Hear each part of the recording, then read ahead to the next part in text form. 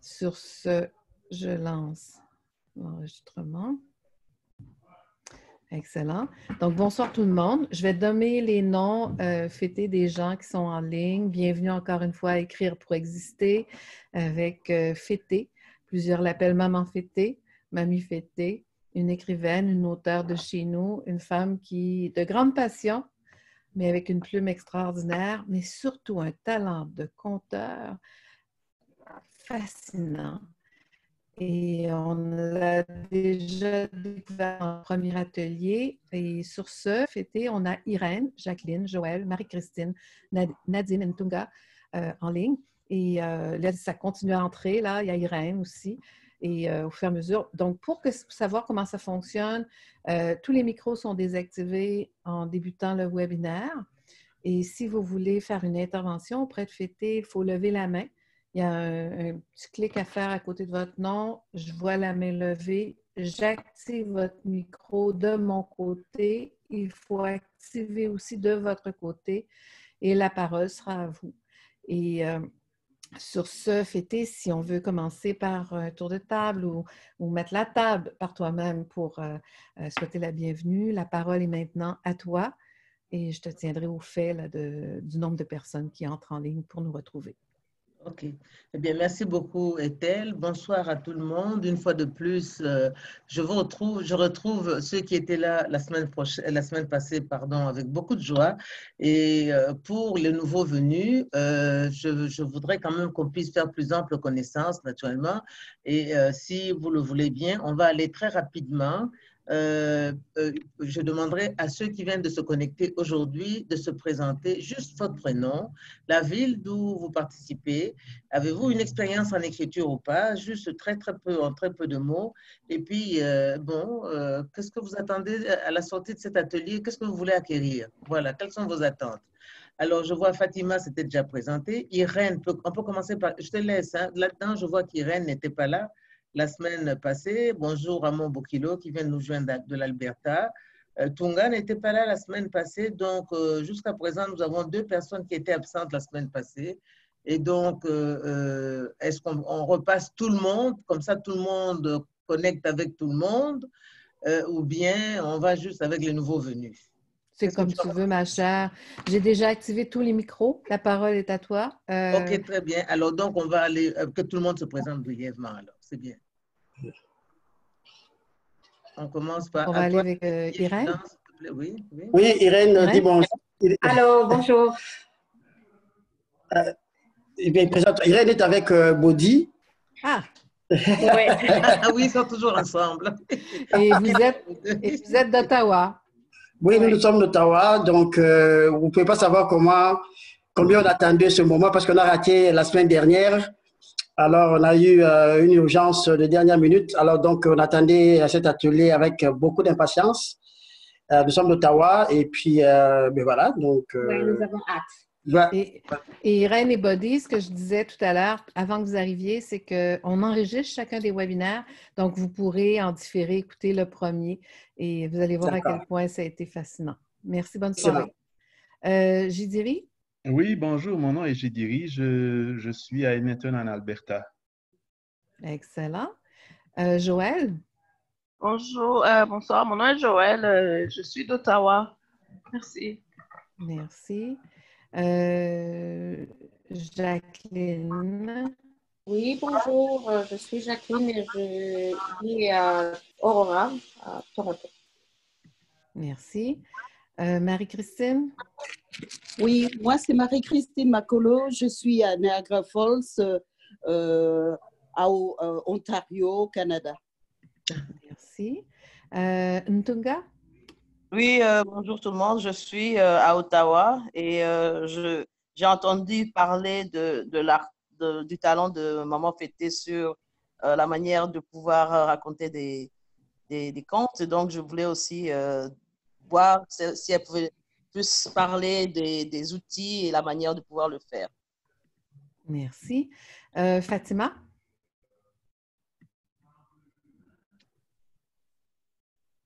Oui, moi c'est Fatima, c'est depuis Philadelphie, les États-Unis. j'ai déjà écrit auparavant. J'ai publié 5 livres. Ça se trouve sur Amazon. Et c'est Maman Fêtée qui m'a inspirée d'ailleurs, qui m'a aidée à écrire mon premier livre. Et puis, je suis là parce qu'elle m'inspire toujours et je veux toujours apprendre et j'apprends toujours beaucoup, beaucoup d'elle. Donc, c'est ça.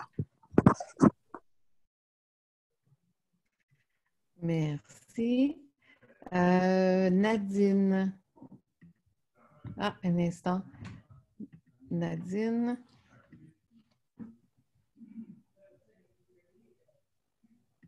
Allez-y, Nadine, on va essayer encore une fois.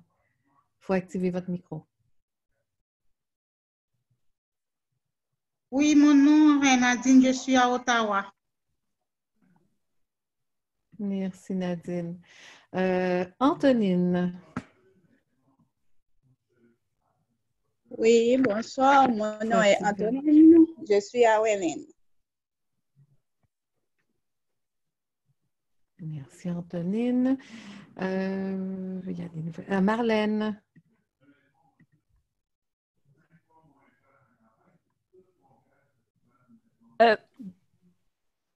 On m'entend? Oui. Oui. OK, alors, je suis Marlène Rémy Telusma, une très bonne amie de Maman Fêtée, et puis une ancienne collègue et étudiante d'Etel. Ça fait longtemps, donc oui, Maman Fêtée est une bonne amie, puis une amie très inspirante. Ben, il est vrai que, comme elle le sait, donc j'ai déjà publié quelques livres, mais je suis très contente de pouvoir l'écouter ce soir et ça va renforcer mes capacités. Merci. Merci. Je crois qu'on a passé tout le monde. Si je ne vous avais pas parlé, s'il vous plaît, levez la main. Je pense que ça va fêter. OK, rebonsoir à tout le monde et merci beaucoup pour votre présence, c'est très apprécié et pour les gentils mots. J'espère qu'on va passer une très belle soirée, une deuxième belle soirée ensemble où nous allons nous enrichir dans nos échanges. Alors, ceci dit, les objectifs de l'atelier, ça c'est très important, c'est merci encore à l'ACFO SDG et à Etel qui m'a recommandé chaleureusement pour présenter cette série d'ateliers d'écriture. D'une part, c'est évidemment parvenir à écrire des textes, que ce soit de contes, nouvelles, on n'ira pas jusqu'au roman, mais un texte, la poésie, peu importe le choix que vous allez faire, et que nous espérons, le sera publié à la fin de cette série d'ateliers, d'une part, et puis surtout en ce qui me concerne, c'est de partager avec vous mon expérience, vous donner des petits trucs et des astuces en ce qui concerne l'écriture de contes et vous outiller donc en un mot de manière à ce que vous vous sentiez confiant avec vous-même pour rédiger commencer votre premier livre de contes ou un premier texte de conte déjà, avoir confiance en vous-même et ressentir cette flamme qui est brûlante en chacun d'entre nous parce que nous sommes tous des conteurs et des conteuses nés. Il n'y a personne qui ne raconte pas. À longueur de journée, on ne fait que ça, raconter et compter. Donc, nous avons ça en nous, c'est inné. C'est juste une question d'oser d'abord le constater, se découvrir à soi-même et puis oser se jeter à l'eau. Alors, comme brise-glace, j'aime bien commencer par un brise-glace. Ça permet de se mettre dans l'ambiance. Cette fois-ci, je vais vous raconter l'histoire de 3 sourds. Il était une fois, bien entendu, les contes commencent toujours par « il était une fois », une femme qui était tellement sourde qu'elle était incapable même d'entendre le bruit du tonnerre. Chaque matin, elle prenait son petit bébé derrière le dos et elle allait cultiver son champ qui n'était pas loin, qui était non loin de son village. Et ce jour-là, comme tous les matins, elle venait à peine d'arriver, qu'elle voit un homme venir en courant et lui demander si elle n'avait pas vu son troupeau de moutons qu'il avait égaré et qu'il était en train de chercher. Mais évidemment, comme elle ne comprenait pas, elle n'entendait pas, elle n'a rien compris, elle a juste vu un homme et elle s'est dit probablement qu'il est en train de me demander quelle est l'étendue de mon champ de légumes. Alors, il y avait un arbre, elle pointe un arbre en disant, voyez-vous cet arbre-là au fond? Eh bien, c'est jusque-là la limite de mon champ. Au-delà, c'est le champ, commence le champ du voisin. L'homme, croyant qu'elle venait de lui dire par où était passé son troupeau de moutons, se lance dans cette direction. Et puis, quand il y arrive, il est tout heureux de constater que son troupeau était là en train de paître tranquillement. Alors, avant de quitter la dame, la femme, il lui avait promis de lui offrir un mouton s'il arrivait à retrouver son troupeau et si elle l'aidait à retrouver son troupeau. Et il lui avait dit, j'ai un mouton boiteux, je vais vous l'offrir. Celui-là, je vous l'offre si jamais je retrouve mon troupeau. Et comme il avait retrouvé son troupeau, très reconnaissant, il revient vers la femme et lui dit, voici, j'ai retrouvé mon troupeau et comme promis, je t'offre le mouton. Et c'est le mouton boiteux. La femme regarde le mouton, elle se dit, mais ce type-là, elle pense qu'il lui reproche d'avoir blessé son mouton. N'oubliez pas qu'elle est sourde, que lui aussi est sourd.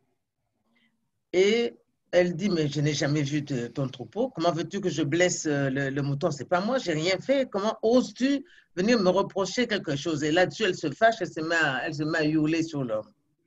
Et l'homme, évidemment, qui n'a rien compris, n'en revient pas et se dit, elle veut un mouton en bonne santé, c'est pour cette raison qu'elle est en train de me crier dessus. Non, mais ça ne va pas se passer comme ça.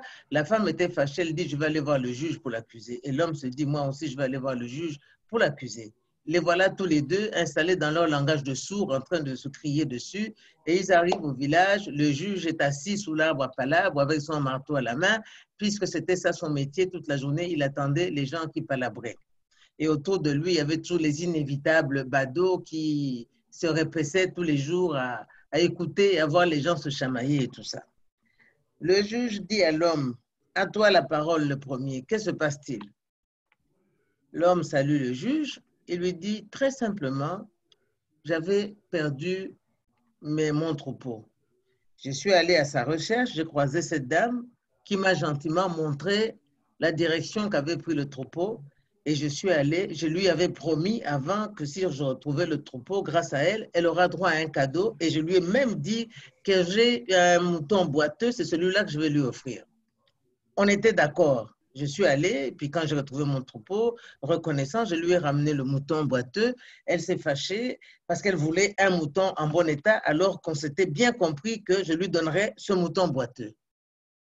OK. Le juge se tourne vers la femme et dit, et toi, c'est quoi ta version? Elle lui dit, écoutez, c'est très simple. Moi, j'étais en train de cultiver mon champ. J'ai vu ce gars arriver. Il m'a demandé quelles étaient les limites de mon champ. Je lui ai dit, tu vois l'arbre, au-delà de l'arbre, c'est le champ du voisin. Il est parti par là et puis il est revenu avec son mouton et il a commencé à me crier dessus comme quoi j'avais blessé son mouton. Le juge, qui était le troisième sourd, n'oubliez pas que c'est une histoire des trois sourds, le juge regarde, n'avait rien compris de ce que l'homme avait dit, encore moins de ce que la femme venait de lui dire. Il regarde le couple, il se dit, ça doit être un couple marié qui a une palabre, ils sont en train de se disputer. Et comme la femme avait un bébé derrière le dos, il regarde, il dit, sans doute c'est le bébé qui est la cause de toute cette histoire. Alors il s'approche, il regarde le bébé, il revient, il regarde l'homme, il dit, écoutez, vous devrez avoir honte. Ce bébé vous ressemble comme une goutte d'eau, c'est votre enfant et vous devrez présenter vos excuses à votre femme et lui donner tout ce qu'elle vous demande en nourriture et en argent.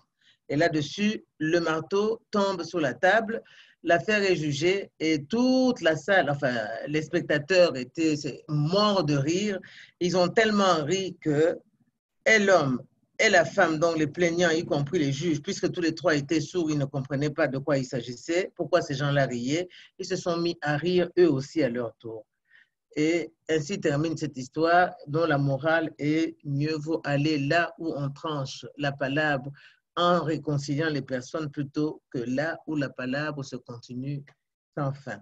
Voilà. Donc, ceci étant dit, c'était le brise-glace de la journée, de l'atelier, pardon. Pas de questions.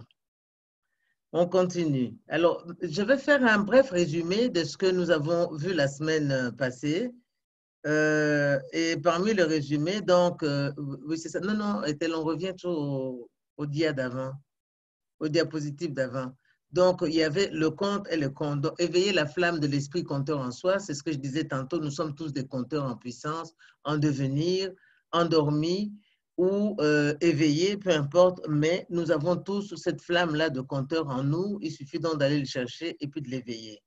Alors, le conte, de façon générale, le conte est considéré comme un récit, un narratif court, en prose, en vers, et des faits. Souvent, quand vous allez sur le dictionnaire, ils vont vous dire que ce sont des faits imaginaires, invraisemblables, qui sont communiqués de bouche à oreille et dont l'objectif est d'amuser pour les enfants, amuser les enfants, ou bien comment instruire, dans certaines sociétés, instruire les personnes tout en les amusant. Alors, le conte est considéré comme tantôt des allégories, des épopées, des odyssées, parfois des sagas, des histoires simples pour les enfants ou des histoires beaucoup plus compliquées encore. Alors, il y a plusieurs genres de contes. Nous avons vu ça la semaine passée, donc je passe assez rapidement. Il y a les contes qu'on dit les contes de fées, ça c'est souvent pour les enfants.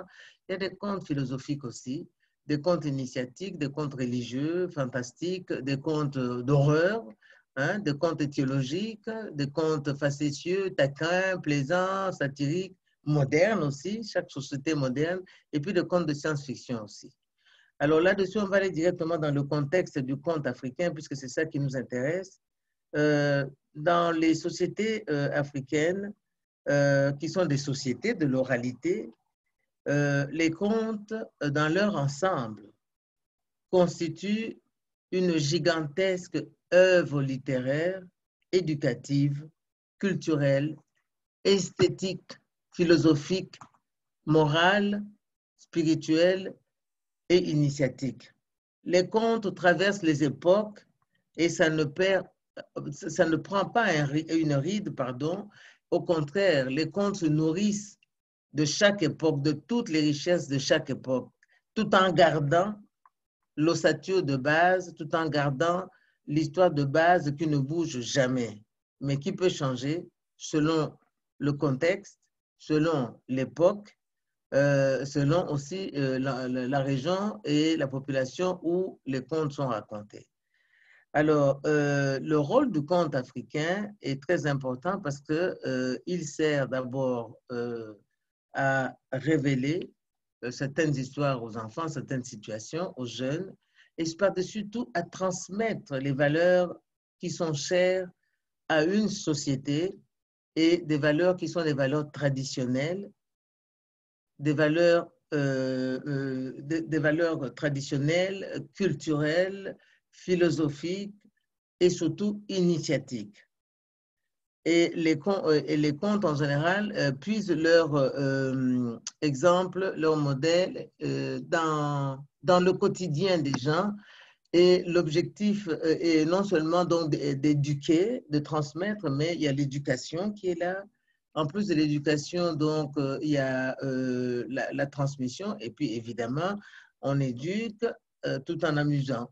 C'est ça. Alors, ensuite, qui raconte le conte? Nous avons distingué qu'il y avait 4 catégories de conteurs. Nous avons le raconteur, par exemple, celui parmi nous, là, quelqu'un, n'importe qui peut raconter ce qu'il a vécu, par exemple, d'assez exceptionnel dans la journée ou pendant la semaine, en sortant faire son épicerie. Tranquillement, il arrive, par exemple, à l'intérieur de l'épicerie, et puis devant lui ou devant elle, il y a une personne en train de, par exemple, dévaliser les étagères et sans se gêner, en train de mettre ça dans ses poches pour partir avec. La personne est tellement estomaquée qu'elle n'en revient pas. Puis le voleur se fait prendre, ça crée une esclandre. Bref, vous rentrez chez vous, vous avez assisté à tout ça, vous racontez ça, vous n'en revenez pas. Vous avez toutes les émotions qui transpirent à travers vous parce que c'est quelque chose qui vous a emporté très émotionnellement. Là, vous êtes en train de raconter. Quand vous êtes en train de narrer, par contre, une histoire, c'est-à-dire vous commentez une histoire, on vous a demandé, par exemple, bon, faites un commentaire sur l'histoire des crabes ou bien des grenouilles, par exemple. vous allez prendre comment faire des recherches, écrire un document, et ensuite, vous allez, sur base de ce que vous avez pu récolter dans vos recherches, vous allez narrer ça. Ça ne vous appartient pas. Vous commentez tout simplement, mais ça ne vous appartient pas. Seulement, avec les intonations de votre voix, vous allez vous arranger pour captiver votre audience, donc ceux qui vous écoutent, et rendre votre narration très vivante. Ça, c'est le narrateur. Comme on écoute souvent des documentaires à la télévision, ben ça, c'est un narrateur, une voix, en fait, qui raconte et qui rapporte. Le conteur, c'est autre chose. Le conteur est un professionnel du conte. C'est lui l'éducateur, c'est lui le pédagogue, c'est lui l'artiste, c'est lui l'artiste. Il est artiste, il est comédien, il est chanteur, il est musicien, il est danseur, il est tout ça, il est extrêmement intelligent, il sait faire de l'humour, il sait répondre à toutes les questions, et il sait à tout moment se ressaisir, et il a une très très vaste connaissance générale. Donc en plus de l'histoire qu'il va raconter, c'est possible qu'il y ait des jeunes qui posent des questions, il doit être en mesure de répondre puisque son rôle est avant tout d'éduquer la masse tout en amusant cette masse-là. Donc, c'est un vrai professionnel de conte et il sait très bien ce qu'il doit faire et c'est lui qui va de ville en ville ou de village en village. Il est invité parfois pour aller raconter certaines choses, et des contes ou bien aussi des choses qui sont assez particulières aussi. Il peut être invité et aller dans une réunion éventuellement et raconter ce qu'on attend de lui. Et chaque conte en général est moralisateur. Et à la fin de chaque conte, il y a une morale qui est reprise en chœur, en général, dans chaque palabre ou dans chaque situation d'éducation où on va dire un enfant qui commet une bêtise, par exemple, qu'est-ce que le conte dit à propos de telle situation? On rappelle ça. Et quand on palabre, c'est-à-dire de grosses discussions de village qui impliquent parfois des familles entières ou bien un couple, eh bien, on peut commencer par l'adage, la sagesse qui est l'adage d'un conte qui est repris à cette occasion-là. Quant au griot, le griot, c'est un statut tout à fait spécial. Le griot est une personne qui est hautement initié. D'abord, est descendant d'un lignage de griot. N'est pas griot ou griotte qui veut. Le griot, c'est un descendant d'un lignage qui est bien défini et on les initie, ils sont initiés. Et encore, si par exemple, dans une famille, il y a 7 garçons, ce n'est pas tous les garçons qui vont être initiés. Il y en a un qui va être choisi et il sera choisi selon certains critères. Il sera éprouvé et quand il aura démontré qu'il mérite la confiance alors du clan, et à ce moment-là, il sera initié. Alors, il a une connaissance des mystères de la vie parce qu'il est hautement initié. Alors, des choses ouvertes et des choses cachées. Et le griot, c'est celui dont on dit qu'il est une véritable bibliothèque, c'est le griot. Parce qu'il connaît des choses ésotériques et exotériques. Et quand il va quelque part, il sait très bien comment s'adresser aux gens et comment parler, comment communiquer, comment s'assurer que l'histoire des racines, des traditions est maintenue. Et en général, ça aussi, le griot ne va pas le divulguer au grand public. Il y a des choses que le griot va parler et qu'il va transmettre dans un groupe restreint et comme des personnes qui ont été choisies justement pour apprendre l'histoire des origines sans que ça soit vulgarisé au niveau de la population. Voilà, je pense que j'ai assez bien traduit ça. Alors, à ce moment-là, je vais revenir, vous m'excuserez tantôt, j'ai sauté une étape qui est très importante.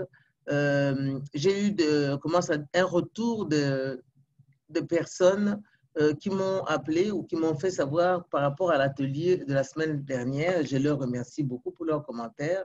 Il y en a qui ont insisté beaucoup sur le respect de l'heure. qu'on puisse être là à 7 heures juste et qu'on termine à 8h30. C'est pour ça qu'on a commencé à l'heure juste aussi aujourd'hui, parce qu'il y en a qui reviennent du travail, ils sont fatigués, ils ont besoin de se reposer et ils veulent écouter aussi comment ils veulent rester à l'atelier jusqu'à la fin. Alors, il y a une autre personne qui a demandé que je puisse avoir des réponses très brèves parce qu'on n'a pas beaucoup de temps, on a besoin d'écouter le plus possible et quand je m'étends dans les explications, ça les frustre un peu parce que c'est du temps perdu selon elle. Ensuite, il y a une autre personne qui est d'origine haïtienne qui m'a fait comprendre que quand j'avais parlé du décorum des contes, elle m'a dit que non, en Haïti, par exemple, les contes se racontent donc entre voisins. On peut entre un voisin qui décide de raconter des contes et d'autres personnes qui viennent les rejoindre et puis on se met là ensemble, on se met à raconter. Il n'y a pas ce que j'avais décrit la semaine passée, c'est-à-dire ce que moi j'ai vu faire dans mon village, c'est-à-dire les soirées contes, ce sont des grandes soirées avec un feu de camp qui est allumé, les enfants qui sont assis en cercle, enfin en demi-cercle, et au premier rang, et puis ensuite au deuxième rang les ados, les adultes, et puis les vieux. Elle m'a dit non, c'était pas comme ça. Et puis moi, je disais que les enfants étaient assis sur les pagnes. Elle, les enfants s'asseyaient par terre. Donc, il y a plusieurs cas de figure là-dessus. C'est pas coulé dans le béton. Ça dépend évidemment comment ça se passe, où ça se passe. Selon que ça se trouve dans un village, évidemment, ce sont les grandes traditions. Et dans des centres urbains, évidemment, c'est totalement différent. Et enfin, on m'a demandé aussi de revenir sur la question que Fatima avait posée la semaine dernière, sa question qui était celle de savoir si un écrivain devrait maîtriser les 4 personnages, c'est-à-dire celui de raconteur, le narrateur, le conteur et les griots. Alors, la réponse que j'avais donnée la semaine passée, c'était que pas forcément, mais d'autant plus que le griot, ça nécessite une initiation et n'est pas griot ni griotte qui veut. Donc, excluons le griot. Maintenant, le raconteur, en général, nous sommes tous des raconteurs puisque nous racontons les choses à longueur de journée. Le narrateur, oui, ça s'apprend.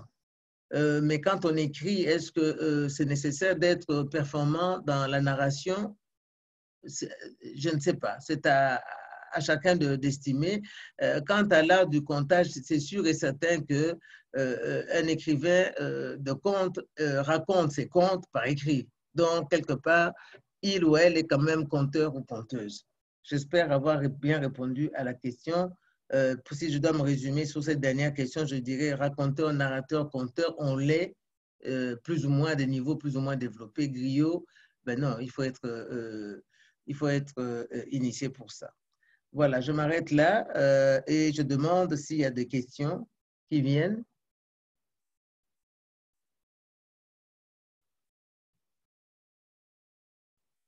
Je voulais dire, Fété, que j'ai permis une discussion à chacune des personnes. J'apprécie que tout le monde ait mis leur micro sur mode silencieux. Donc, à ce moment-là, vous pouvez soit lever la main ou quand Fété vous ouvre la porte grande ouverte pour une intervention ou une question, vous pouvez aussi désactiver votre micro automatiquement et prendre la parole. Présentement, je ne vois pas Fété de main levée. OK. Ou de micro activé, mais j'ai permis à tout le monde de parler. OK, très bien. Alors, donc, on va passer au point suivant, au module voilà, 3.2, les personnages. La fois passée, donc, on avait parlé de contes, conteurs, on s'est arrêté aux contes, comme je l'avais dit tantôt. Alors, au niveau des personnages, dans les contes, il y a plusieurs personnages, évidemment, parce que les contes sont des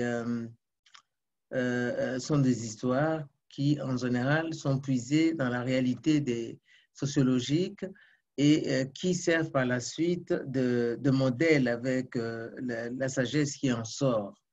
Alors, il y a toujours un héros qui est là comme modèle ou une héroïne, mais plus souvent, ce sont des héros. On voit des hommes, des jeunes gens. Il arrive de temps en temps qu'il y ait des femmes aussi, des filles en général, ils sont jeunes, ou bien parfois il y a des vieux aussi.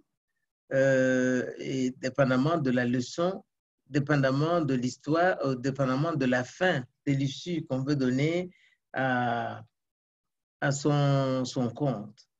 Et les personnages classiques, c'est le roi, la reine, le prince, la princesse, les personnages de la cour royale, le riche, les opposés en fait, le riche, le pauvre, l'avare, le généreux, l'orphelin, l'enfant sage, l'enfant désobéissant. Et sur les enfants, c'est toute une kyrielle de personnages en fait qui sont liés aux qualités et aux défauts qu'on veut absolument mettre en exergue à la fin du conte. Le pêcheur, le forgeron, le chasseur, les bons et les méchants. Et c'est très important, les bons et les méchants, parce que le conte, en fait, si on doit le résumer, c'est la vie de tous les jours. Donc, dans la vie, on rencontre des bons d'un côté et il y a les méchants de l'autre côté. Alors, les bons, en général, triomphent toujours des méchants, dépendamment, une fois de plus, de la leçon qu'on veut donner. Mais il se fait aussi, il peut arriver aussi qu'il y ait des contes qui terminent mal, justement, pour... comment, je dirais pas traumatiser, mais vraiment interpeller les enfants. Et ça, c'est surtout pour les jeunes et les enfants, pour qu'ils comprennent le danger, pour les mettre en garde contre certains dangers et certains risques de la vie. Alors, on va prendre des contes qui terminent assez, parfois dramatiquement, mais c'est plutôt rare. Ensuite, on va passer, évidemment, parmi les personnages, il y a les parents aussi, à différents degrés. Et les parents, ça joue aussi dépendamment du système dans lequel on est. N'oubliez pas qu'il y a le système matriarcal et il y a le patriarcal. Moi, par exemple, qui suis issu d'un système matriarcal, le personnage important, c'est l'oncle, le frère de ma mère, ou l'oncle de ma mère. Tandis que quand on va dans des sociétés patriarcales, eh bien, c'est plutôt le père ou l'oncle paternel, en tout cas, c'est le père. Là, c'est le personnage du père qui est très puissant et qui est très fort. Donc, les enfants, j'ai dit tantôt, il y a toute une série d'enfants, mais une série des enfants dans certaines conditions, mais en général, c'est l'orphelin qui revient le plus. Ça, c'est aussi, on remarque ça, l'enfant abandonné, seul, qui doit se battre dans la vie et qui doit affronter beaucoup de calamités, beaucoup de situations extrêmement difficiles et qui finit par en triompher. Parce qu'on veut mettre l'accent sur le fait que la vie n'est pas facile et que tout le monde doit se battre pour arriver à ses fins et arriver à transcender comment dirais-je, les difficultés de la vie, l'adversité. Voilà. Il y a aussi, évidemment, parmi les humains, il y a aussi les guérisseurs, les féticheurs, les devins, les savants et les initiés aussi. Ça, ce sont et les sages, évidemment. Mais parmi les méchants, vous avez les sorciers, vous avez les sorcières, vous avez les vampires, vous avez les marâtres. Oui, ça, c'est très courant dans les contes africains, les marâtres, les méchantes mamans. Vous avez les jeteurs de sorts aussi. Vous avez les voleurs, les assassins, les pilleurs, enfin, etc. Toute cette kyrielle. D'un côté, vous avez les bons et de l'autre côté, vous avez les mauvais. Alors, dans certaines cultures, le féticheur, je sais que le féticheur, le bon, il s'oppose au sorcier. Parce que le féticheur soigne et guérit. Le sorcier, lui, Je m'excuse, mes fenêtres sont ouvertes, je n'ai pas encore installé le climatiseur, je suis désolée pour le bruit. Alors donc, le sorcier, lui, par contre, les vampires et tout ça, ce sont des personnages maléfiques, et versus le féticheur, le guérisseur, les devins qu'on peut aller voir, les sages, les savants, etc. Et les initiés, bien entendu. Ensuite, on passe aux animaux.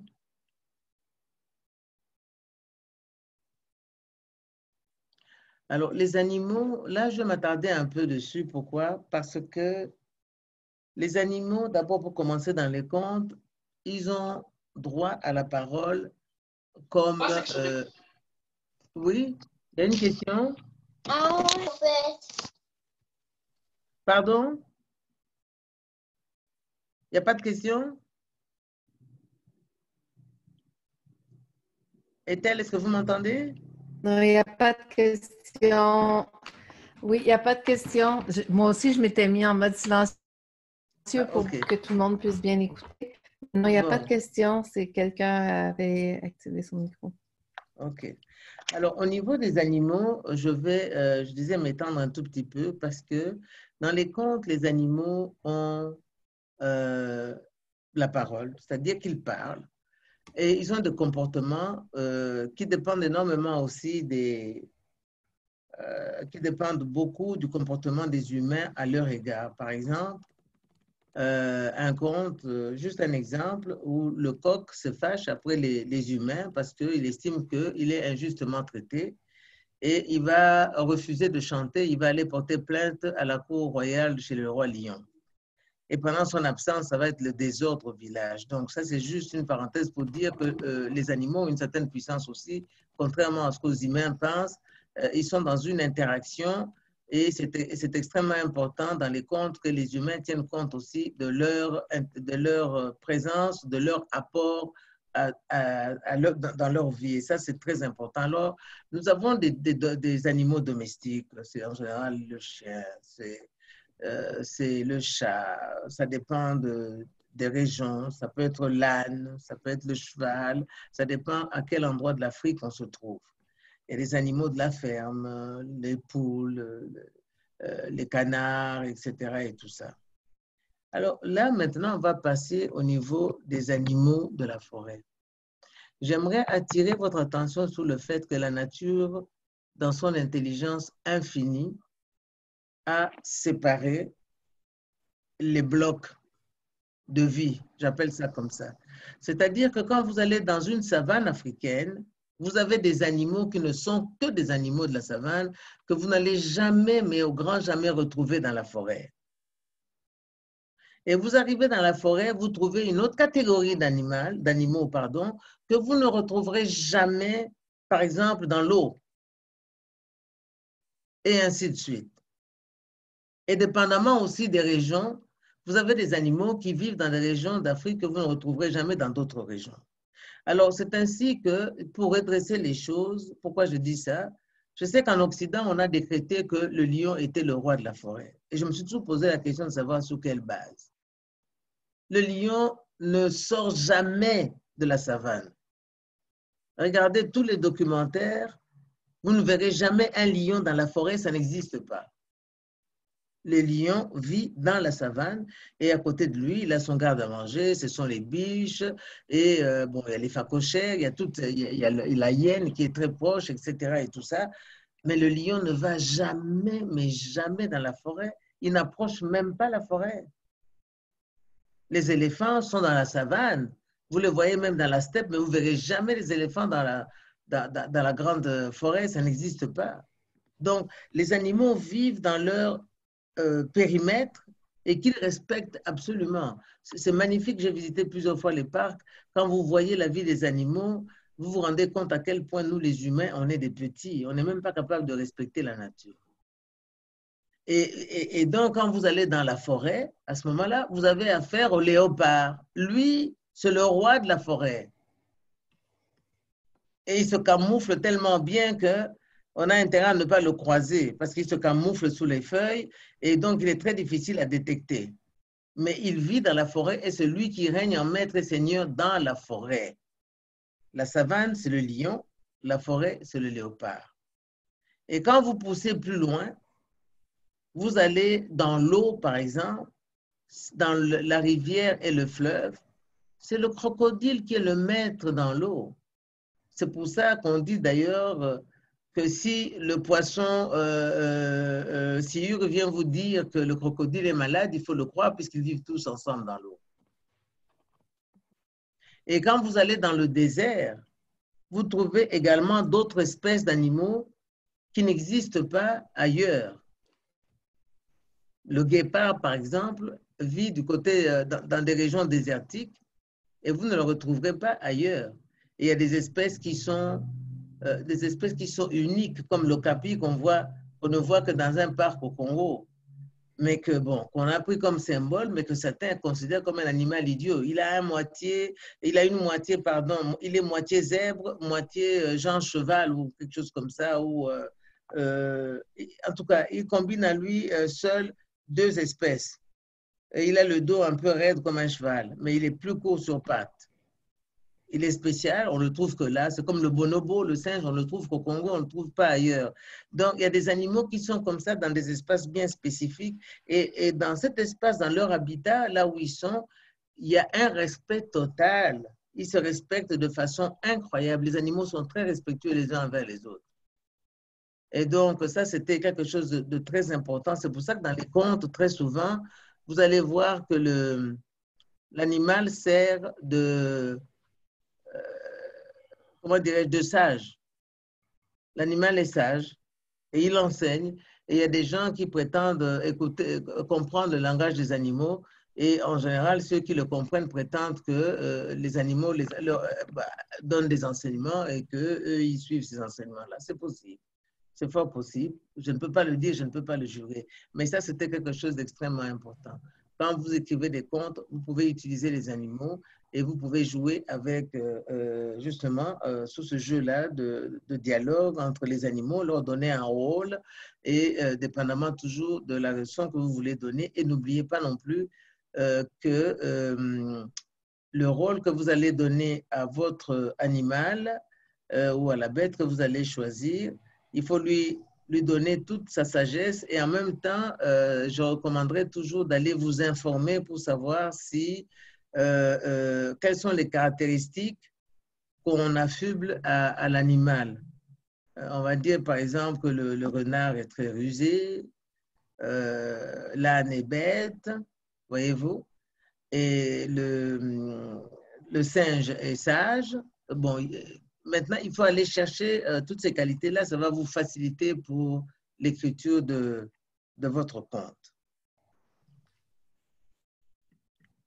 On passe au suivant.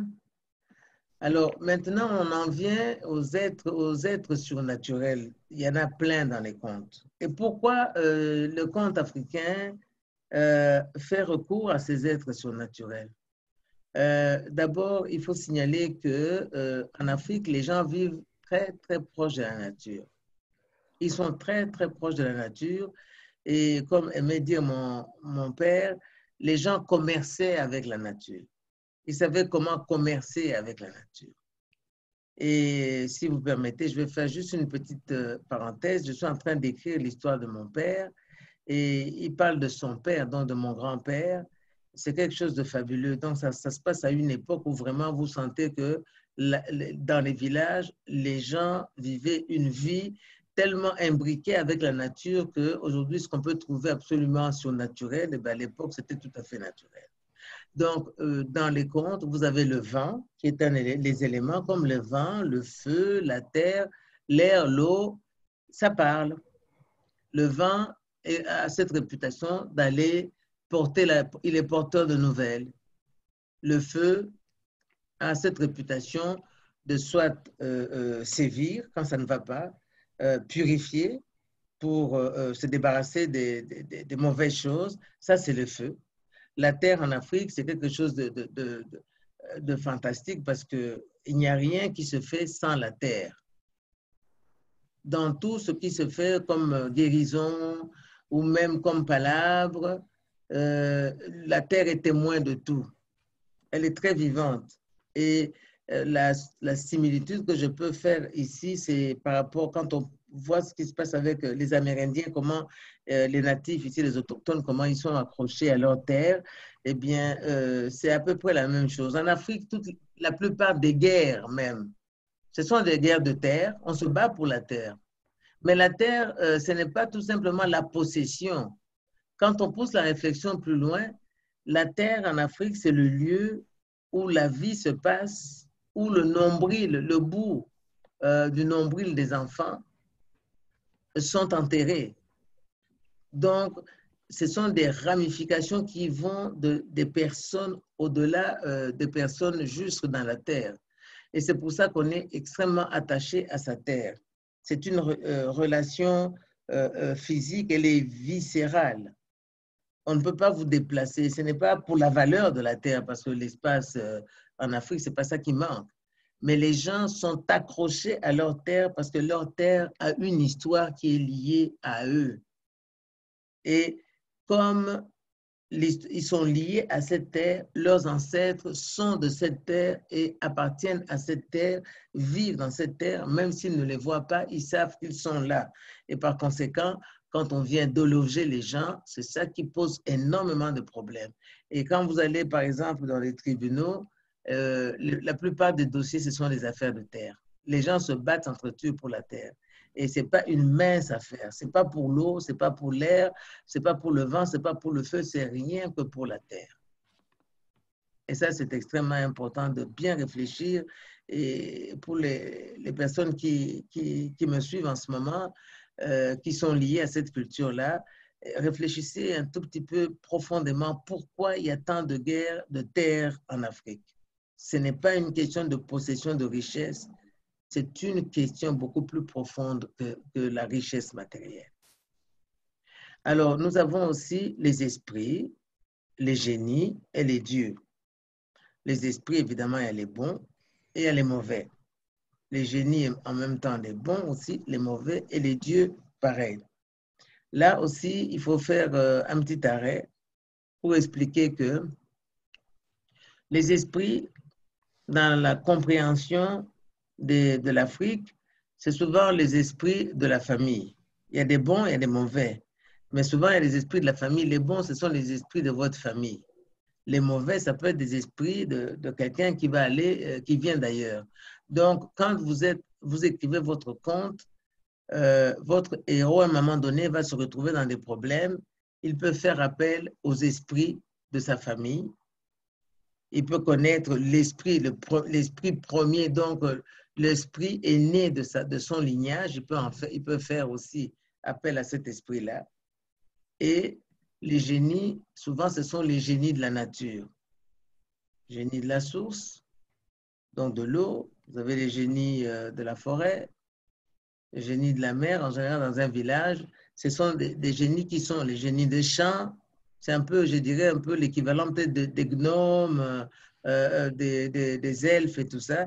Mais dans les contes africains, ils sont très, très présents et très souvent, on les décrit comme des petits bonshommes. Donc, je présume que ce sont des gnomes que les gens ont soit vus ou bien ont expérimenté. Et alors, ils les mettent dans les contes. Alors, il y en a des bons qui peuvent vous aider et il y en a des très méchants parce qu'ils sont petits, ils sont trapus, ils sont méchants et ils peuvent vous attaquer. Alors, quant aux dieux, en général, je mettrais les dieux dans le même, c'est beaucoup plus dans la culture occidentale, parce qu'en Afrique, quand on parle de Dieu, c'est un Dieu. Les autres dieux, c'est beaucoup plus les esprits. Mais ici, les dieux, c'est plus, dans ce contexte ici, ce serait beaucoup plus les dieux à l'occidental. Voilà.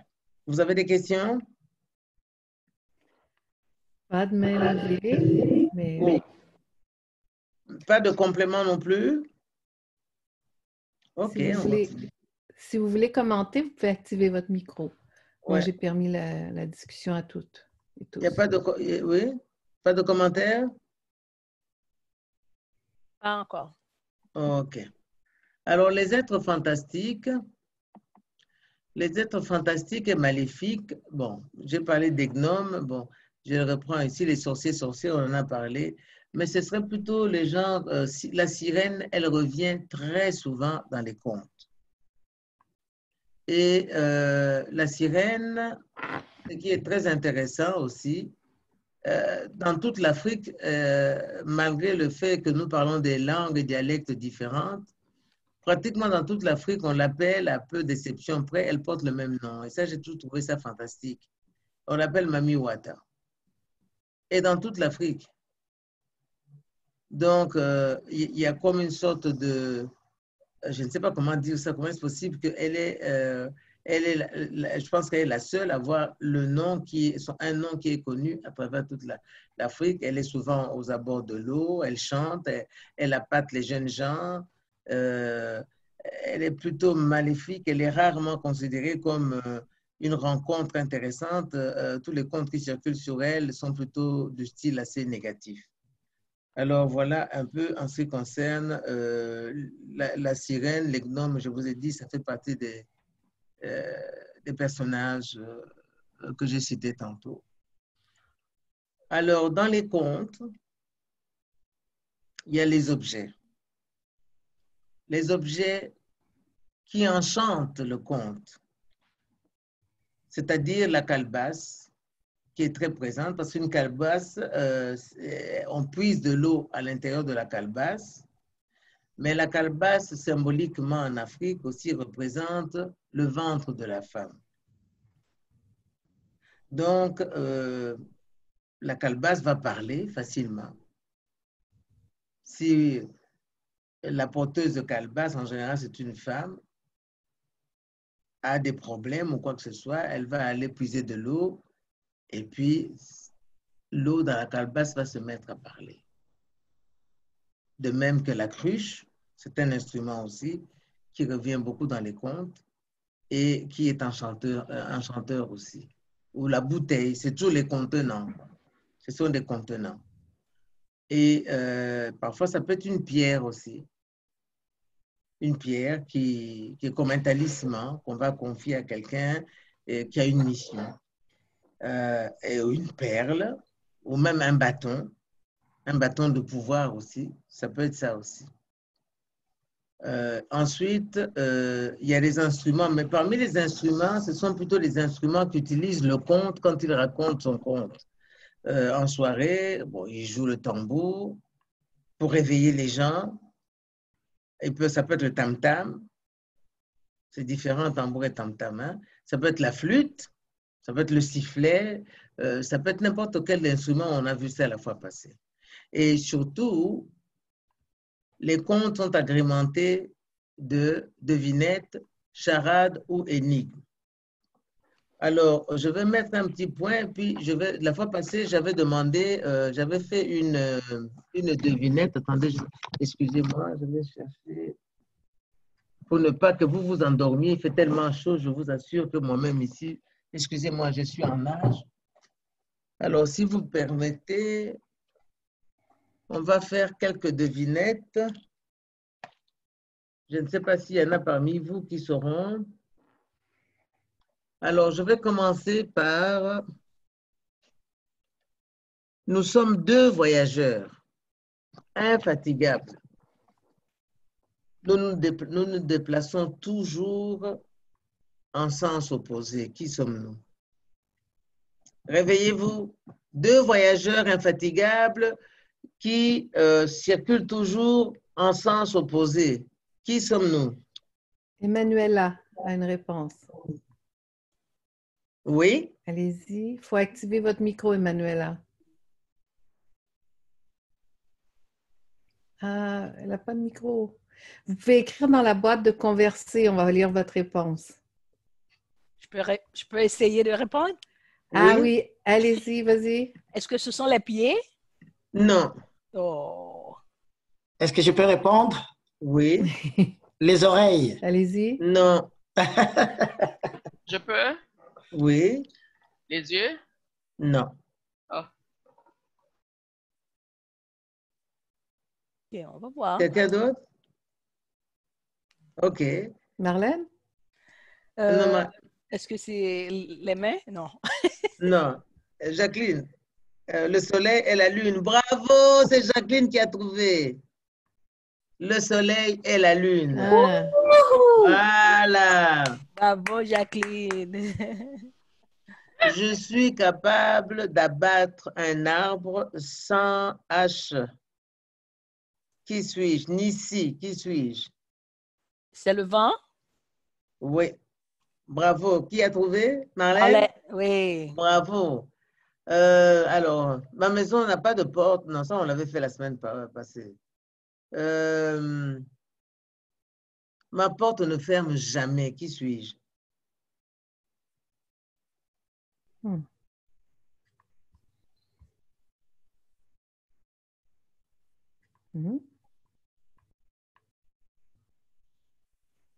Est-ce que c'est le nez? La bouche? Oui, le nez. Bravo, Marlène.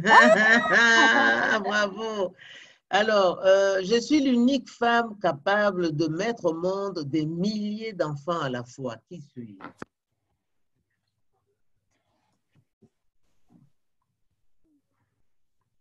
La Terre? Non. Non. Il y a... La tête. Non plus. Marie-Christine? La bouche? Non. C'est une partie du corps ou quoi? Donne-nous un truc. Il y a Joël. Hein? Ça fait quoi? Une partie Joël est du actif. corps? Non, non, non, Non? non. Ok.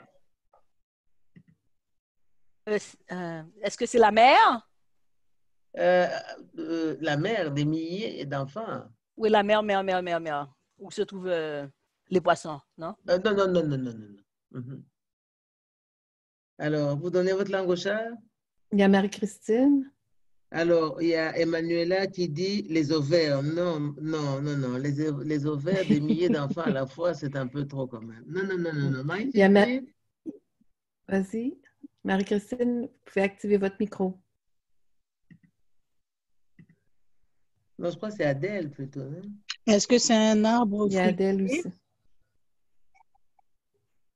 Non, ce n'est pas un arbre. Il y a Jacqueline encore. Jacqueline? La pluie? Non, c'est comment?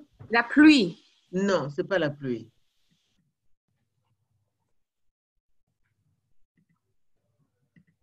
Bon, je pense que là... Est-ce qu'on peut avoir des indices? Est-ce que c'est le ciel avec les étoiles, non? Non, non, non, non, non. Est-ce qu'on peut avoir des indices? Jédéry demande des indices. Bon, comment est-ce que je vais appeler ça? C'est une bestiole. Oh, c'est une bestiole. OK. L'araignée? Qui? L'araignée? Non. L'abeille. Non. Oh. Tu brûles. Marlène, tu brûles. Est-ce que c'est le Comment? Le mille-pattes. Non. OK. Alors, on donne la langue au chat? Oui. On donne la langue au chat, c'est la reine de la termitière. Oh. La reine des abeilles.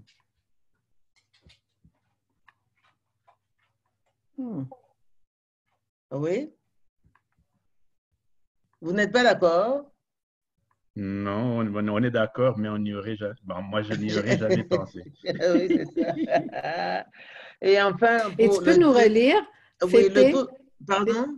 J'avais dit l'abeille, mais je n'avais pas pensé à la reine. Ouais. Oui, c'est ça. C'est pour ça que j'ai dit tu brûles. Je t'ai dit tu brûlais justement parce que tu étais proche. Oui. Aïe, aïe. Alors, la toute dernière, mes enfants sont tous barbus. Qui suis-je? Le maïs. Bravo. Ouais, c'est ça. Voilà. OK. Alors, parmi vous, est-ce qu'il y en a un qui a une charade ou bien une énigme? Wow. Moi, j'ai une question de préférence. Oui. Oui. Ben, parmi les... c'est quoi? Parmi le conteur, le narrateur, le griot, et j'en passe, lequel est ou bien absolument improvisateur ou partiellement improvisateur, ou est-ce qu'ils peuvent être tous des improvisateurs? Ils peuvent tous, ouais. Ben, le raconteur, c'est quelqu'un qui, en fait, relate une situation et c'est absolument... c'est souvent des situations inopinées, en fait. Tu es narratrice, tu es raconteuse aussi, Marlène. Quand par exemple, tu allais dans ta salle de cours et tu racontais à tes étudiants, par exemple, une situation que tu avais rencontrée, à titre d'exemple, ce n'était pas un conte, mais bon, tu racontais, tu relates un fait tel que tu l'as vécu, avec toutes tes émotions. Donc, ça, c'est vraiment quelque chose de ponctuel, par exemple. Mais que tu peux faire, ça arrive de temps en temps, ça peut arriver tous les jours même, mais tu n'es pas professionnel à ça. Tu relates fidèlement, tu relates une situation, mais avec toutes ces émotions, etc. et tout ça. tel que tu l'as vécu, exactement, avec toutes les intonations de voix, et tu essayes vraiment de rendre ton récit très vivant. Là, tu racontes. Un narrateur, c'est quelqu'un qui n'improvise pas. Si, par exemple, on te donne un livre, on dit, bon, voici, on va sortir, il y a telle scène on va projeter telle scène, voici ce que tu dois lire comme texte.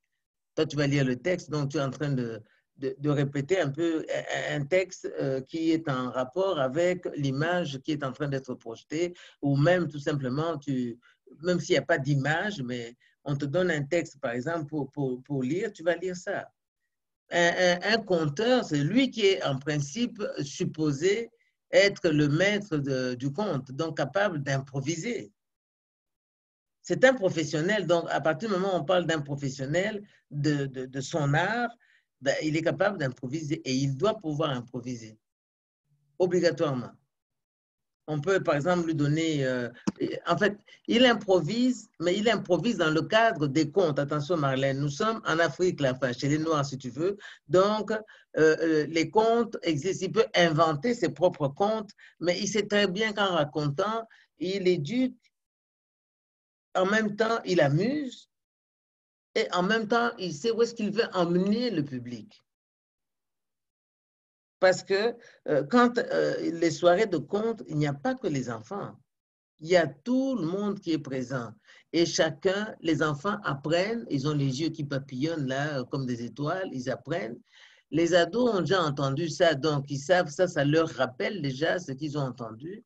Les adultes, c'est encore une autre strate, à un autre niveau que la compréhension se fait. Et quant aux jeunes, aux vieux, enrichis de leur expérience de vie, c'est sûr et certain qu'ils comprennent beaucoup plus profondément la sagesse des contes et pourquoi on raconte des contes aux enfants et toute la vie. C'est pas que les enfants, c'est toute la vie durant, on raconte les mêmes choses, mais à chaque fois, la compréhension change avec l'expérience de la vie, avec la maturité. Et donc, un conteur va raconter, va amuser, pourra faire le pitre, mais il sait parfaitement bien qu'il est en train d'enseigner, il a la pleine notion de sa responsabilité aussi. Et c'est pour ça que quand il fait des contes, il s'arrête de temps en temps, là, il va dire, est-ce que vous me suivez? Oui. Voulez-vous que je continue? Puis, il va dire, bon, ok, je vois que tout le monde dort, je m'arrête, je m'en vais. Ou bien, il va se mettre à chanter. Hello, hello. Alors, les autres vont répondre, ewa, hello, hello, ewa. Voilà. Alors là, il est en train de nouveau réveiller la foule. C'est tout un art qu'il a, qu'il maîtrise parfaitement bien. Il joue bien de son corps, de ses mains, de tous ses membres et tout ça. Et il entraîne tout le monde derrière son sillage. C'est vraiment quelque chose de très différent. Tandis que le narrateur n'a pas l'art et la maîtrise du conteur. Le raconteur, pardon, n'a pas l'art et la maîtrise du conteur.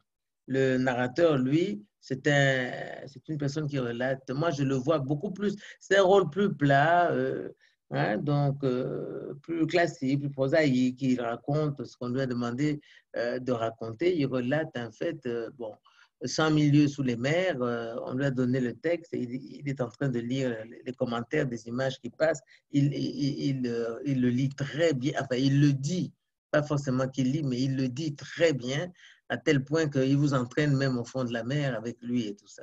Ça, c'est le narrateur. Merci. Ça va, là? Oui. J'ai une question, Maman Fété. Oui. Ouais, tu disais tout à l'heure, pardon, parmi les éléments du conte, il y a les bons, les méchants, et puis le rôle quand on regarde le rôle de la belle-mère, dans la marâtre. Et puis, donc, on retrouve ça en Occident, par exemple, le film de, le conte de, là, les contes des fées, Cendrillon. Oui. N'est-ce pas? Donc, on retrouve le rôle de la marâtre dans Cendrillon. Est-ce qu'il y a eu influence des part et d'autre, c'est-à-dire que le monde africain de l'Occident, où, bon, comme nous sommes des humains, mais il fallait quand même que, bon, en tant qu'humain, que tout le monde pense presque de la même manière et puis juste l'adapte selon sa société. Ça, c'est une excellente question. Que si on veut y répondre sérieusement, ça risque de nous pousser même à l'antériorité de la présence humaine sur Terre. Qui était le premier qui est arrivé après qui. Mais on ne va pas aller jusque-là. On va juste dire que chaque peuple, il n'y a rien sous le soleil. Chaque peuple vit plus ou moins les mêmes situations. J'ai dit tantôt et j'ai beaucoup insisté sur le fait que les animaux vivaient, chaque animal se retrouvait dans la partie que la nature lui a assignée et il ne déborde jamais de cette partie-là. Donc, il existe des choses qui sont là depuis la nuit des temps et que les contes nous révèlent à chaque fois, parce qu'on ne sait pas, les contes, ça n'appartient à personne. Ils existent depuis toujours, ils ont toujours été là. Et quand vous circulez à travers le monde, ça on avait beaucoup insisté la fois passée, vous allez voir que ce sont les mêmes contes qui sont racontés, mais de façon différente. C'est vrai, la marâtre, elle est dans Blanche-Neige et les Sept Nains, elle est dans Cendrillon avec sa chaussure de verre, on la retrouve partout chez nous, elle est partout aussi, c'est exactement dans les mêmes cas de figure. Elle déteste une orpheline qu'elle a en charge et qui, plus tard, va devenir une belle jeune femme, etc., et qui va tomber sur un prince qui va l'épouser. C'est la même chose, c'est la même version. Ça se trouve en Afrique, sous d'autres noms, hein, d'autres circonstances, etc., mais c'est la même histoire. Alors, c'est une histoire, ça appartient. Il y a le berceau de l'humanité où tout est là endormi. Et chacun peut aller puiser là-bas et venir raconter. Et ça se trouve au fond du cœur de chacun d'entre nous. C'est ce qu'on appelle notre âme d'enfant, tout simplement. Mais ce sont des situations, il faut reconnaître, qui font partie de la vie courante, aussi de la vie sociale, et qu'on remet en compte. Mais ce qui est assez intéressant, c'est de voir que ce sont les mêmes personnages, en fin de compte, qui se retrouvent à travers le monde entier. Et le même principe aussi, que vous alliez dans les contes arabes de Mille et une nuits, vous allez en Chine, vous revenez en Europe, vous allez en Afrique, vous allez partout, vous allez retrouver les mêmes histoires, les mêmes personnages, et même quand on retourne dans les êtres surnaturels, vous allez le revoir aussi, des êtres qui viennent à la rescousse au moment où le héros est dans une passe extrêmement difficile.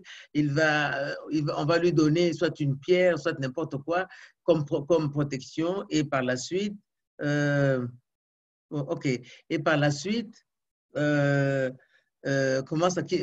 il aura des aides grâce à ça. C'est classique, c'est dans tout le monde entier. Merci, Maman Fété. Une autre question, Marlène?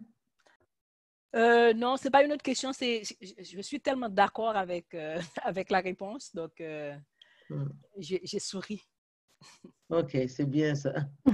Ok. Alors, donc là, est-elle, il n'y a pas pour... oui, voilà. Le point 4. C'est ça l'objectif de notre atelier, n'est-ce pas? Nous avons vu les personnages, nous savons maintenant le conte, c'est quoi, comment plus ou moins ça fonctionne, qui sont les individus à l'intérieur. Maintenant, nous allons commencer l'écriture d'un conte, d'un texte, poème, nouvelle, peu importe ce que vous allez décider d'écrire, mais la plus longue route commence toujours par un premier pas et nous allons commencer ça à partir de maintenant. Aujourd'hui, il faudrait que je demande à chacun d'écrire un paragraphe de son conte, de son texte et tout ça.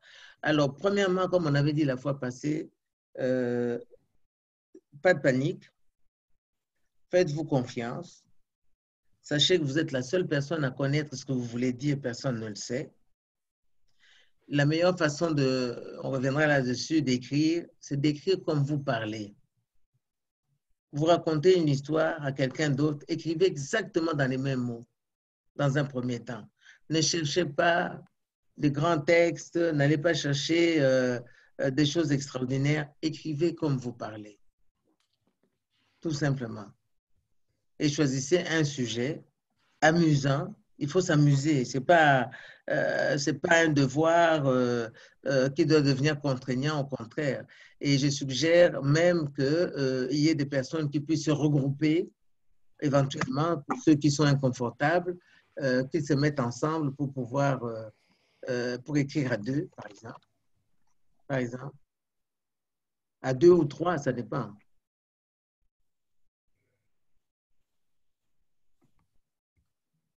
Des commentaires?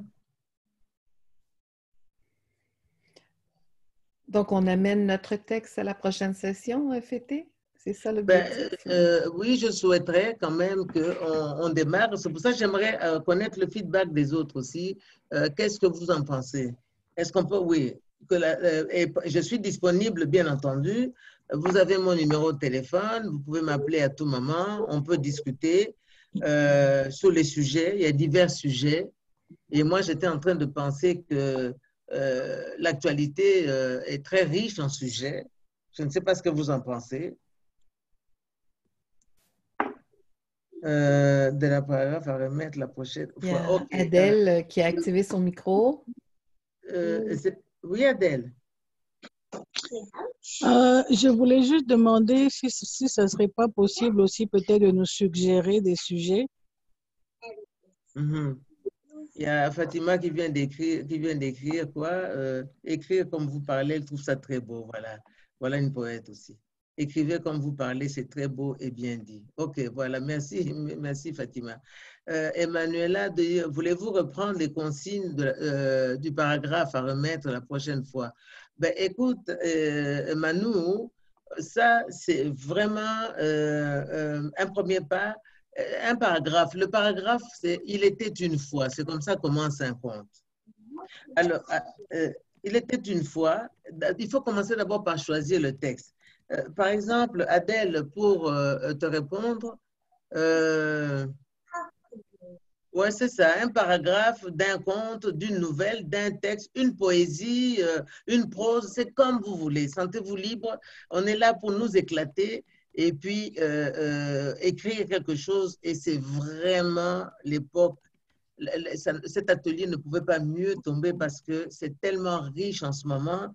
Ce que nous vivons. Nous vivons une situation, une époque assez extraordinaire. Je ne sais pas si tout le monde ressent ça comme moi, je le sens.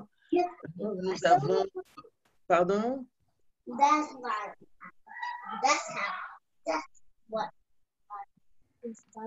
y a des enfants à l'arrière-scène, c'est beau. Bon, alors donc, pourquoi je trouve... Merci, Emmanuela. Pourquoi je trouve que la période est très belle?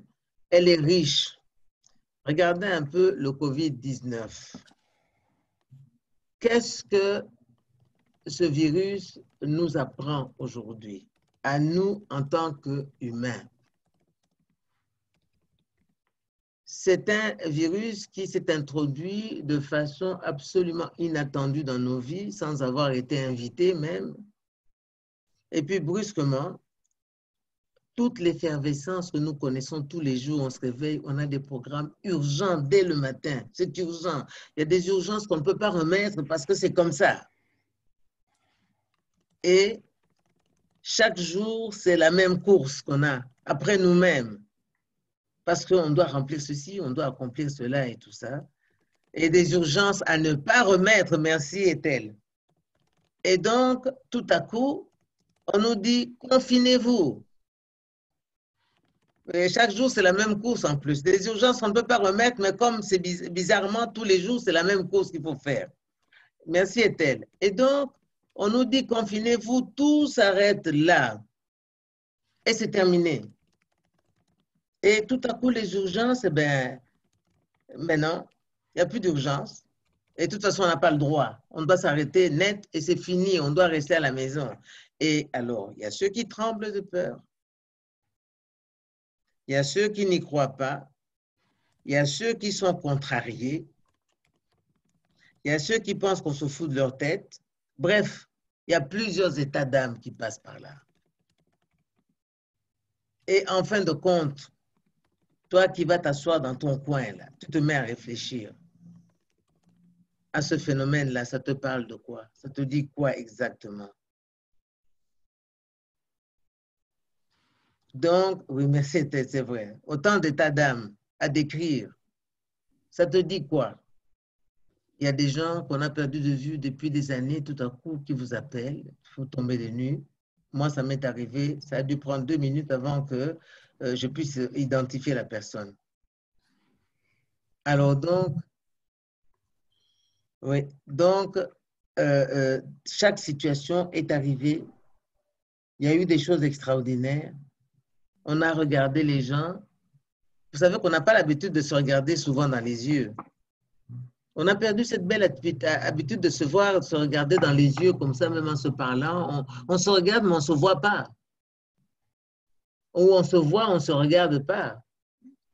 On a le regard qui balaye tout, on est très pressé. Vous regardez une personne qui vous parle, mais votre esprit est occupé ailleurs. On était arrivé à ça, des vrais robots. Et chacun plongé dans son immédiateté, dans ses urgences, dans ses priorités, dans ce qu'il doit faire. Et puis tout à coup, pouf, le couperet est tombé. Tout ça dans l'eau. Moi, il y a des endroits mythiques qui ne désemplissent jamais. Nous les avons vus défiler ici devant nous. On a vu des bêtes sauvages, vous avez tous vu cette vidéo, des crocodiles en train de remonter dans une maison, à l'arrière d'une cour de maison, le rhinocéros en train de courir dans la rue, de lions presque en liberté. Nous avons tous vu ça. Donc, merci, Ethel.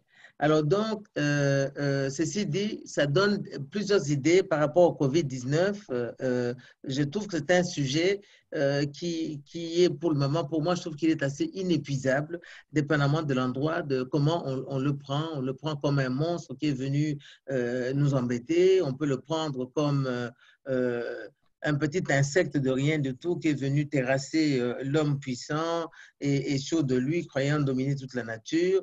On peut le prendre aussi comme un petit insecte sage ou un virus sage qui est venu nous enseigner tout simplement que nous étions avant tout des humains.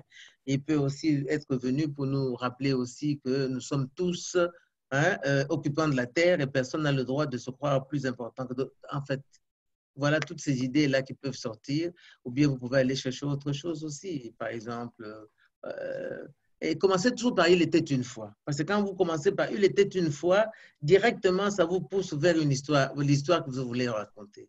C'est très important. « Il était une fois ».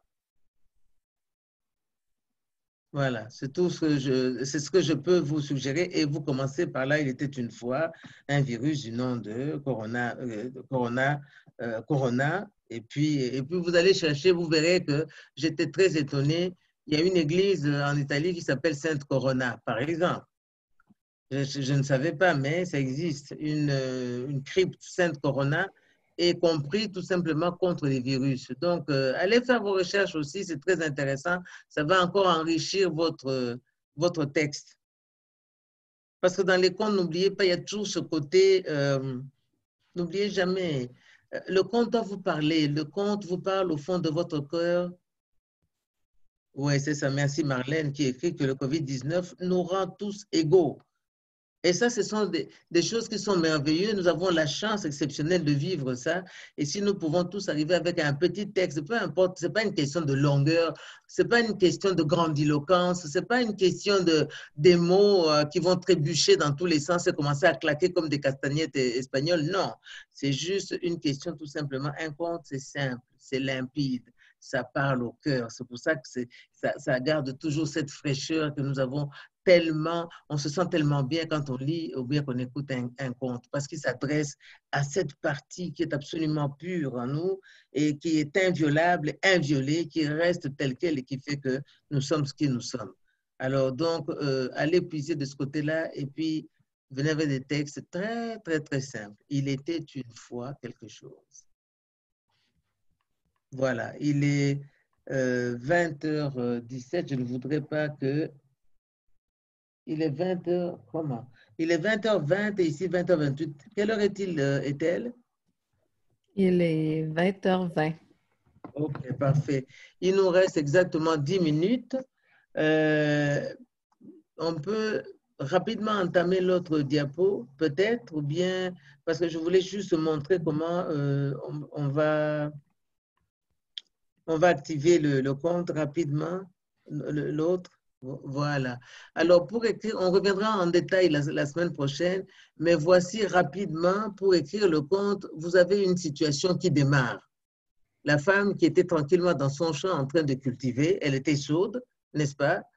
Elle travaillait son champ et puis elle était où dans son champ, n'est-ce pas? Et puis c'était quand, bon là c'est dans le temps, c'était le matin, comme chaque matin, n'est-ce pas? Alors qu'est-ce qui s'est passé? L'événement qui est des perturbateurs, c'est ce monsieur qui venait, cet homme qui est arrivé à la recherche de ses brebis égarées. Alors, qui est l'auteur, évidemment, de la perturbation? C'est le gars qui se pointe là-bas et ses brebis qui sont égarées. Le problème, ce sont les brebis. Ils courent après. Pourquoi? Parce qu'ils sont perdus. Tout est là, en fait. Ça peut déjà vous aider beaucoup. Alors maintenant, les obstacles, les défis qui se dressent contre toutes les tentatives de solution. D'abord, il y a le drame. Avant de parler de tentatives de solution, il y a le drame. Le drame, c'est quoi? C'est que les deux sont sourds. Ils sont dans un langage de sourds. Ils se parlent, mais chacun comprend autre chose. Ça, c'est le drame, jusqu'au moment où ils vont se rendre compte que la situation est devenue critique. Et alors, à ce moment-là, qu'est-ce qu'ils font? Ils décident. Hein, l'intervention de qui? C'est l'intervention du juge, en l'occurrence. Donc, si on se réfère à ce compte, et là, il n'y a pas de chant, il n'y a rien du tout. Il y a juste deux personnes qui se parlent, chacun dans son mur, jusqu'au moment où ils vont arriver chez le juge. Et le juge résout le problème lui aussi en créant... Ça, c'est un cas exceptionnel quand même. Ce juge-là sourd lui-même aussi, donc le problème s'aggrave, mais en fin de compte, grâce au public qui a pris le parti de rire et donc qui a déconstruit un peu la tension entre les protagonistes, tout le monde s'est mis à rire et tout était bien, qui finissait bien. Alors la morale, c'est quoi? C'est que, comme ça disait, mieux vaut aller dans un endroit où la palabre finit en réconciliation plutôt que la palabre continue en palabre. Voilà. Donc, si vous prenez ça, on ira plus en détail la fois prochaine avec des exemples bien précis, deux exemples différents. Alors, voilà, il reste 8 minutes. En 8 minutes, je vais commencer un conte, mais que je ne terminerai pas. C'est un conte que moi, j'ai revisité. Je vais garder l'œil sur la montre, comme ça, là où on arrive à 30, j'arrête. Il était une fois au ciel, vivaient le coq, la poule, les poussins, qui étaient les enfants du soleil et les frères des étoiles. À côté de leur maison, il y avait la lune, leur tante, la petite sœur du soleil. Chaque matin, le soleil devait sortir pour aller nourrir les étoiles qui se multipliaient tous les jours.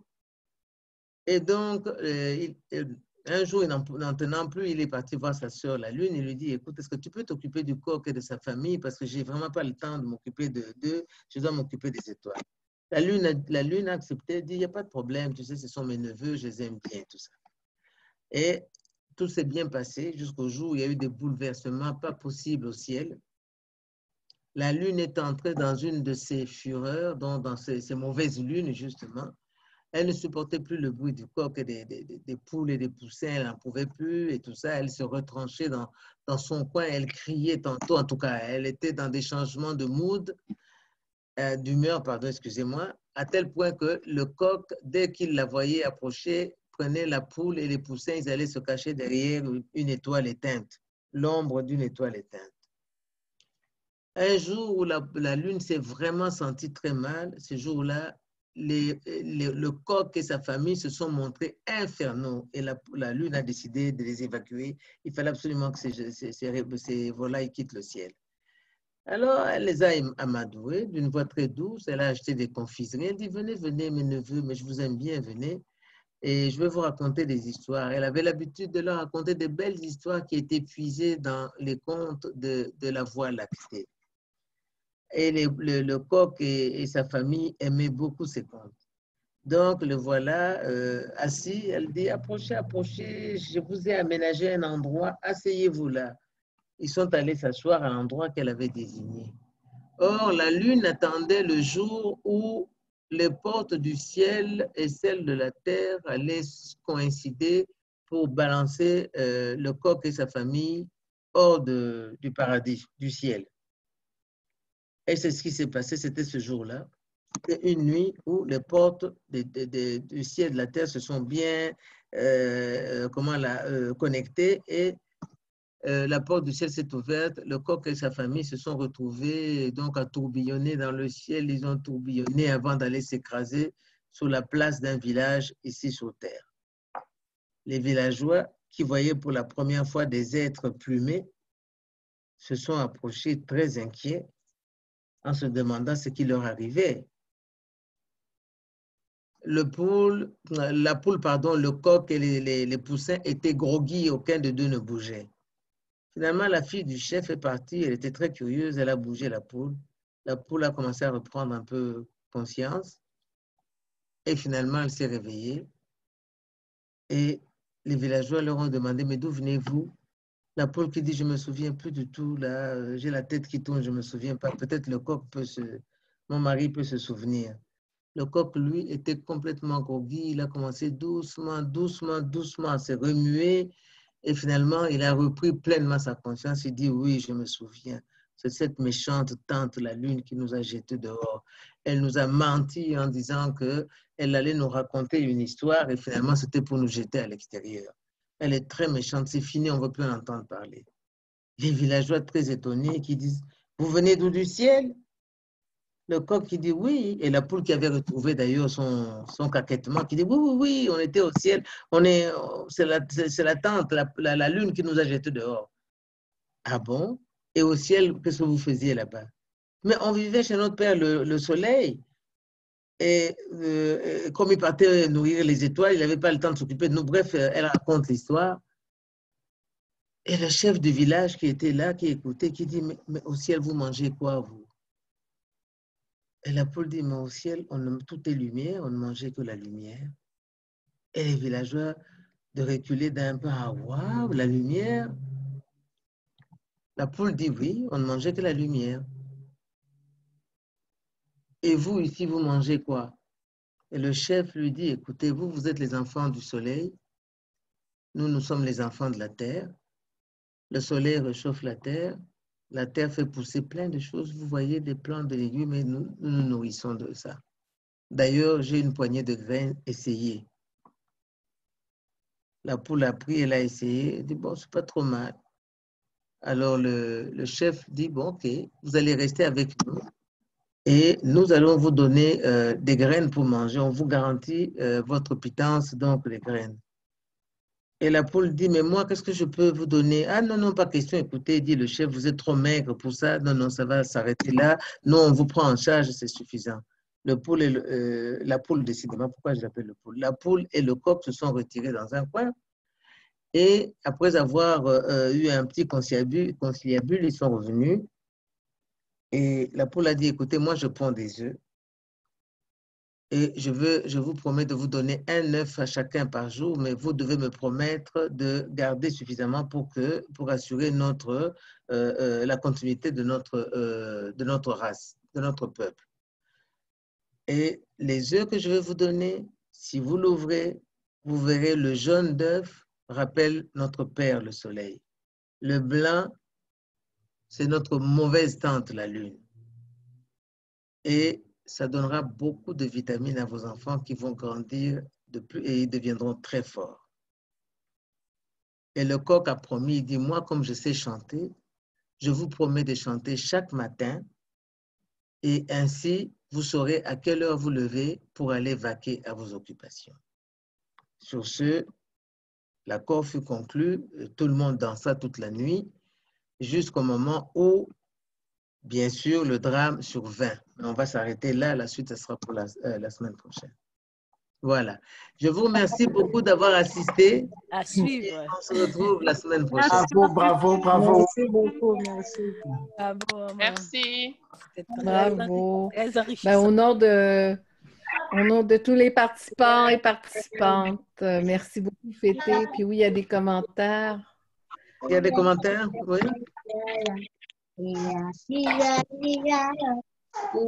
Marlène? Je n'entends pas bien.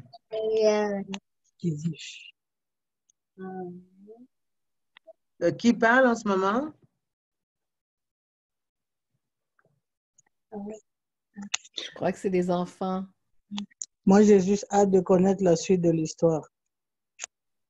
Oui, c'est Adèle. Ouais. C'est une belle histoire. Ça sera pour la semaine prochaine. D'accord. comme on fait aux enfants. Hein. Et je pense que tout, Oui. ouais, et je pense que Nous tout le monde gardons- sera d'accord avec moi. Oui, Marie-Christine, vas-y. Non, j'allais juste te dire que nous allons garder nos devinettes pour la prochaine fois. OK, apportez des devinettes Oui. pour la prochaine fois aussi. D'accord. Bokilo, merci beaucoup pour nous mettre l'eau à la bouche. OK. Puis merci, Fété, pour toute cette générosité, mais en même temps, toute cette créativité. Tu nous portes dans ton cœur pendant tous ces ateliers et on apprend. Moi, en tout cas, j'ai le goût de sortir la plume et d'écrire quelques lignes, mais ceci dit, c'est vraiment un privilège de prendre le temps. C'est peut-être ça que le COVID-19 nous oblige à faire présentement, c'est de prendre certains temps pour se poser, écouter, recevoir. Et je pense que cet atelier-là crée toute la magie pour vivre pleinement quelque chose de très spécial. Et si on se rappelle bien, tu nous as invités pour la semaine prochaine d'amener un court texte, paragraphe, conte, poésie, quelques lignes. Est-ce qu'il y a autre chose aussi en rappel avant de se quitter? Non, je pense que c'est ça. S'il y en a qui ont la semaine prochaine, que ce ne soit pas un monologue, j'aimerais qu'il y en ait d'autres aussi. Hein? Marlène, Marie-Christine, Fatima, Bokilo, Nadine, vous tous là, qui êtes là, Irène et Bodi, hein? Les deux. Antonine, que vous ayez apporté quelque chose aussi, soit une devinette, une charade. Et puisque vous êtes là, je vais vous laisser aussi avec une charade. Non, non, ça c'est c'est pas charade, c'est énigme. Voilà. C'est l'histoire, ça fait deux là hein, que je vous laisse. C'est l'histoire d'une personne, ça je pense que mon Bokilo peut-être pourra répondre. C'est un homme qui s'en va dans un village visiter sa belle famille. OK? Et avant de partir, vous savez, quand vous quittez un village, on vous donne plein de cadeaux. Alors, on lui donne 3 cadeaux. Le premier, c'est un lion. Le deuxième, c'est une chèvre. Et le troisième cadeau, évidemment, une botte de légumes pour amener à madame à la maison, de feuilles de manioc. Maintenant, donc, il prend tout ça et il se met en route. Arrivé au bord de la rivière, il doit traverser pour aller de l'autre côté. Malheureusement, sa pirogue est petite. N'oubliez pas, c'est une énigme. Sa pirogue est petite. Donc, il ne peut prendre que 2 éléments à la fois. S'il prend le lion avec la chèvre, c'est clair et net que le lion va en faire une bouchée de l'autre côté. S'il prend la chèvre avec les légumes, c'est clair et net que les légumes vont disparaître dans la panse de la chèvre. Alors, qu'est-ce qu'il doit faire pour traverser tous ces cadeaux sans dommage, en fait, arriver sur l'autre rive et reprendre sa route jusqu'à son village? Voilà. OK? Donc, ça aussi, c'est pour la semaine prochaine. On va y réfléchir alors. Ouais. On reviendra avec la réponse. Voilà, c'est ça. Marlène, on s'appelle pour réfléchir là-dessus. Absolument, on va travailler ensemble. C'est ça. Okay. Assurez-vous que c'est autorisé de travailler ensemble. Ouais. Ah oui, oui. Maman Fété avait dit ça. Oui, Marlène. Ouais, dès le début, tu avais dit, toi ou Ethel avait dit qu'on peut se mettre à 2, qu'on peut se mettre à... Bon, voilà. Oui, c'est ça. Ouais. Oui. Mettez-vous à 2. Si c'est plus confortable, c'est bien aussi, parce qu'on aurait pu faire une œuvre collective. Oui. Mais je pense que c'est mieux de pousser l'imagination, n'est-ce pas, et la créativité des uns et des autres pour sortir quelque chose. Ça peut être un paragraphe ou 2 ou 3, mais très intense, très profond. Allez chercher dans vos tripes ce que vous ressentez le plus et puis mettez ça sur papier. Ne vous inquiétez pas sur la forme, on va travailler ça ensemble. Il n'y a pas de problème. Bonne soirée tout le monde. Merci bonne soirée. encore, Tété. Au revoir. Merci, bonne soirée. Au revoir. Bye.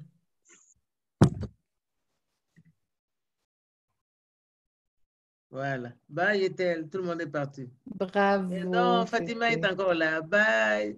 Et Antonine aussi. Oh.